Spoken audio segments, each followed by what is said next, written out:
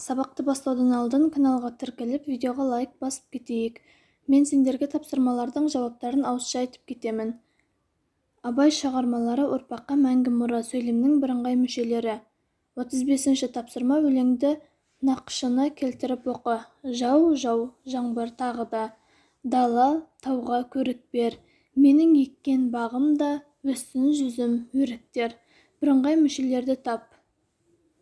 Дала, тауға көрік бер, бірыңғай мүше бізде, және өссін жүзім, өріктер, бірыңғай мүше.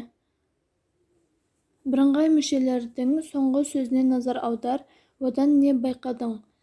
Бірыңғай мүшелердің соңғы сөздері өріктер және тауға. Бұл сөздерге шылаулар жалғанып тұр. Қосымша бірыңғай мүшелердің әрқайсысына немесе соңғы сөзіне ғана жалғанады. Мысалы, өзендер, көлдер, жердің берекесі. Өзен, көлдер, жердің берекесі. 36-шы тапсырма, мәтінге тиісті тыныс белгілерін қойып жаз. Тегінде адам баласы үтір, адам баласынан ақыл үтір, ғылым үтір, ар үтір, мінез деген нәрселермен озбақ. Одан басқа нәрселермен оздым ғой үтір, демектің бәрі ақымақтық. Бірыңғай мүшелердің астынсыз. Ақыл, ғылым, ар, мінез. Осы бізде бірыңғай мүшелер болып келеді. 37-ші тапсырма, өлеңнің мәнін түсініп оқы. Білімдіден шыққан сөз талаптығы болсын кез, нұрын, сырын білуге, көкірегінде болсын көз. Бірыңғай мүшелерді тап. Нұрын, сырын білуге. Олардың бірыңғай мүше екенін дәлелде. Өйткені бұл сөйлемдегі бірыңғай мүшелер бір ғана сұраққа жауап беріп тұр. Сол үшін бұлар бірыңғай мүшелер болып келеді. 38-ші тапсырма, сөйлемдерді көшіріп жаз. Серік пен Сәкен театрға бірге келді. Орманда аю, түлкі, қасқыр және сілеусіндер кездеседі. Олардың бақтарынан алма, алмұрттың, шие мен шабдалының неше түрін кездестіресің. Күндіз де, түнде де қар жауды.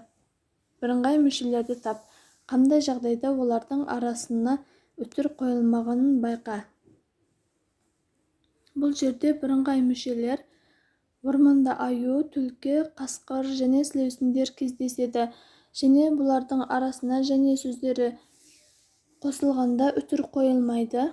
Және тағы да бірыңғай мүшелер бізде алма, алмұрттың, шие мен шабдалының неше түрлісін кездестіресің деген сөйлемде бірыңғай мүше бар. Және мен, бен, пен және де шылаулары арқылы байланысып, бірыңғай мүшелер сөйлемнің арасында кездескен.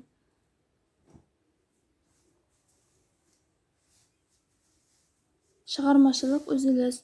39-шы тапсырма, суретке қара, суреттен кейін берілген сөйлемдерді оқы. Әке мен бала келе жатып, жолда жатқан ескі тағаны көреді. Баласы тағаны жерден көтеріп алуға ерінеді. Әкесі тағаны алып темірші ұсталарға 3 тиынға сатады. Алған ақшасына шие сатып алады.